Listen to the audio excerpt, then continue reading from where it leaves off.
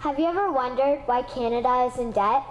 Have you ever wondered why the government forces Canadians to pay so many taxes?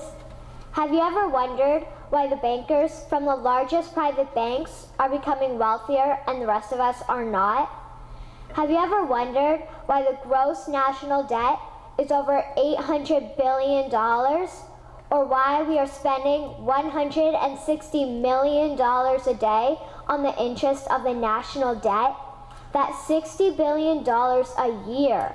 Have you ever wondered who receives the $60 billion? What I have discovered is the banks and the government have colluded to financially enslave the people of Canada.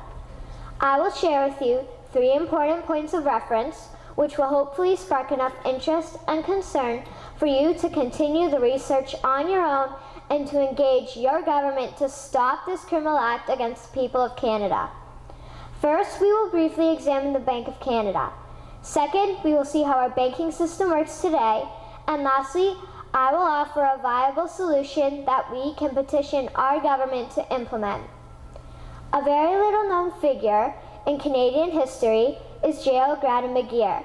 He was a lawyer, Member of Parliament, and Mayor of Vancouver. His contribution to Canada is probably the greatest in our history. He championed the creation of the National Bank of Canada, whose sole purpose is to create and manage Canada's money. It was formed on July 3, 1934, and owned by all Canadians. Until the 1970s, because of the Bank of Canada, Canada's national debt was held at a constant, manageable level until the government decided to implement what we now have as our modern-day banking system that is robbing the Canadian people. So how are they robbing us? Allow me to explain how our private banks and government work today. First, the Canadian government borrows money from the private banks. They then lend the debt-based money to Canada with compounded interest. The government then continues to increase taxation of Canadians year after year in order to pay back the interest on the exponentially growing national debt. What results is inflation, less real money for Canadians to spend into our economy, and the real money being used to pad the pockets of the banks. Also, the government gave the banks the ability to loan out money that doesn't exist in the form of loans. When a bank gives you a mortgage, which literally means a death pledge, or a loan, they don't actually give you money. They click a key on a computer and generate the fake money out of thin air. They don't actually have it in their bank vaults. Presently, the banks only have $4 billion on reserve, but they have loaned out over $1.5 trillion. To quote Graham Towers, each and every time a bank makes a loan, a new bank credit is created. New deposits, brand new money. Broadly speaking, all new money comes out of a bank in the form of loans. As loans are debt, then under the present system, all money is debt. What I find interesting is even Jesus, in Matthew 21, drove out the money changers in the temple because they were manipulating the currency to steal money from the people. The private banks are just like the money changers in Matthew 21. They are defrauding and robbing the people of Canada, thus their freedom, and they need to be stopped. How should the banking system work?